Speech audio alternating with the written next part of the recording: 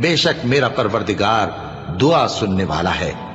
ए परवरदिगार, मुझको ऐसी तौफीक इनायत कर कि नमाज पढ़ता रहूं और मेरी औलाद को भी ये तौफीक बख्श। ए परवरदिगार, मेरी दुआ कबूल फरमा।